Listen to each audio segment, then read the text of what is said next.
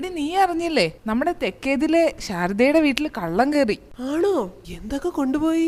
ഒന്നും കൊണ്ടുപോയില്ല അത്രേ. ആണക്കേട്. അതെന്ത് പറ്റി? ഒന്ന് സന്തോഷിച്ചു വരികയായിരുന്നു. അവരുടെ ഉരുപ്പടികളൊക്കെ അങ്ങ് ബാങ്കിൽ ലോക്കറിലാ. ദൈവമേ, നമ്മുടെ കാര്യം അതാണോ? നമുക്ക് ലോക്കറും ഇല്ല, ഒരു ബോക്കറും ഇല്ല. കള്ളം കേറിയ എന്തോ ചെയ്യും? ഇവിടെയാണെങ്കി പ്രശ്നമൊന്നുമില്ല. സ്വർണത്തിന്റെ തരി പോലെ ഈ വീട്ടിലില്ല.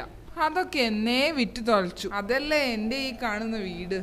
എന്താ അമ്മേ തുലച്ചത്? ഒന്നുമില്ല മോനെ, നമ്മുടെ കോളനിയിലെ കള്ളന്മാരുടെ ഭയങ്കര ശല്യാന്ന് പറയാ. ആണോ? നമ്മുടെ വീട്ടിലും കേറുവോ? ഞാൻ ഇപ്പൊ വരാം. എടാ, അതെന്റെ ലാപ്പിന്റെ ബാഗാ.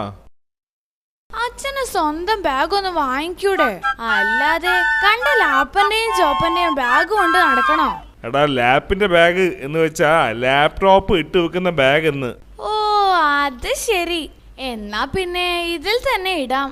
നീ എന്തിനാ നിന്റെ ടെക്സ്റ്റ് ബുക്കൊക്കെ അതിൽ കയറ്റി വെക്കുന്നേ? അത് എന്ത്? മര്യാദക്ക് പറയടാ. ഈ ഇടയായി ഈ ഏരിയ ഒക്കെ കള്ളന്മാരെ നന്നായി വരസുന്നുണ്ട്. അതുകൊണ്ട് ഒരു മുൻകരുതൽ എടുത്തതാ. കള്ളന്മാരും എന്റെ ബാഗുമായി എന്താടാ ബന്ധം? ടെക്സ്റ്റ് ബുക്ക് സ്കൂൾ ബാഗിൽ വെച്ചാലേ ഒരു കള്ളനും കൊണ്ടുപോയില്ല. ലാപ്ടോപ്പിന്റെ ബാഗിലാണെങ്കിൽ ചെറിയൊരു ചാൻസ് ഉണ്ട്.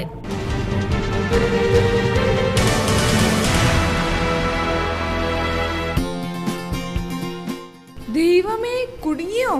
എന്താ അമ്മേ പറ്റിയത്? എന്റെ അച്ഛൻ വരുന്നു.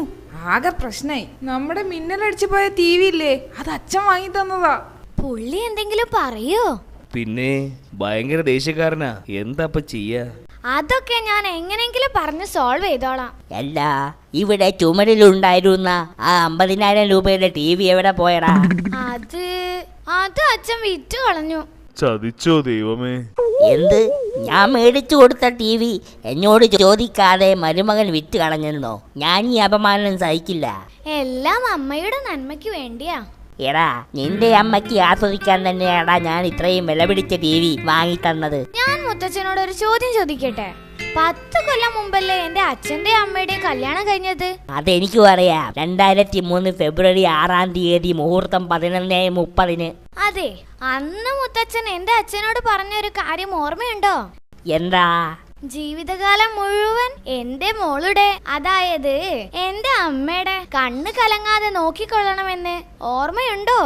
ആ, അതൊക്കെ ഓർമ്മയുണ്ട്. അതിന് ആ പണ്ടാര ടി വി കാരണമാ അമ്മ എന്നും കരഞ്ഞു കരഞ്ഞു കലങ്ങിയ കണ്ണുമായി ഉറങ്ങാൻ പോകുന്നത്. മൊത്തം കൂതറ സീരിയലുകളല്ലേ. അതുകൊണ്ട് അച്ഛൻ അത് വിറ്റ് കളഞ്ഞു. മനസ്സിലായോ?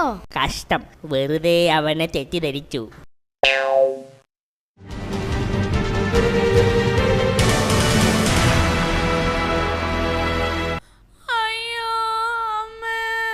അല്ല, എന്ത് പറ്റി ടിന്റുവിന്? അവൻ ക്രിക്കറ്റ് കളിക്കാൻ പോയിട്ടേ പരുക്ക് പറ്റിയിട്ടിരിക്കുക. ഭയങ്കര നിലവിളിയാ. എന്താ ഒരു ക്രിക്കറ്റ് കളി? ഇതുവരെ ഇല്ലാത്ത. സച്ചിൻ റിട്ടയർ ചെയ്തത് ടി വി കണ്ടതിന് ശേഷം തുടങ്ങിയ പുകില. അവനും അതുപോലെ ഭാവിയിൽ റിട്ടയർ ചെയ്യണം അത്രേ.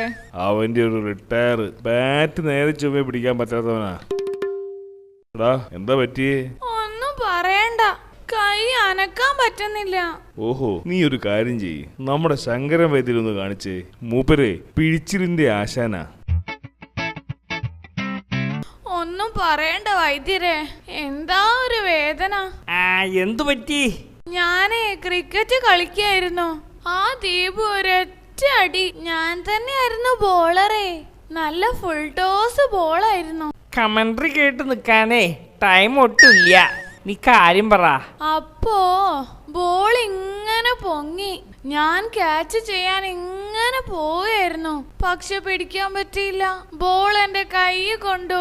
ഓ, മണിബന്ധത്തിനാണ് പരിക്ക്. ഏത് മണി? അവനായിട്ട് എനിക്കൊരു ബന്ധവുമില്ല. ഓ, ഒന്നുമില്ല. ഞാനേ ഒരു കാര്യം ചെയ്യാം. ഒരു കുഴമ്പ് അങ്ങോട്ട് എഴുതി തരാം. അത് നന്നായിട്ട് അങ്ങോട്ട് തേക്കുക. അല്ല, ഫീസ് എത്രയാ വൈദ്യരെ? 100 തന്നെയല്ലേ? ഫീസ് 100 300 രൂപയാ. ആഹാ, കൊള്ളാലോ.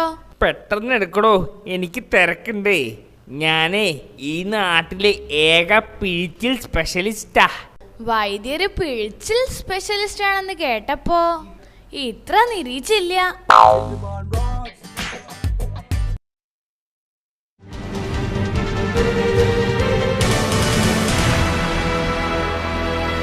അത് തന്നെയാ സാർ ഞാൻ പറഞ്ഞത്. ഈ ബ്രെയിൻ മസാജർ ഒന്ന് മാത്രം മതി, ഓർമ്മക്കുറവ് എന്നൊരു സംഗതി ഉണ്ടാവാതിരിക്കാൻ. ടിൻഡുവിന് അതിന്റെ ആവശ്യമുണ്ടെന്ന് തോന്നുന്നില്ല. അതിന് സാറിന്റെ മകന് എല്ലാ സബ്ജക്റ്റിനും സി ഗ്രേഡ് ആണെന്നാണല്ലോ സാറിന്റെ ഭാര്യ എന്നോട് പറഞ്ഞത്.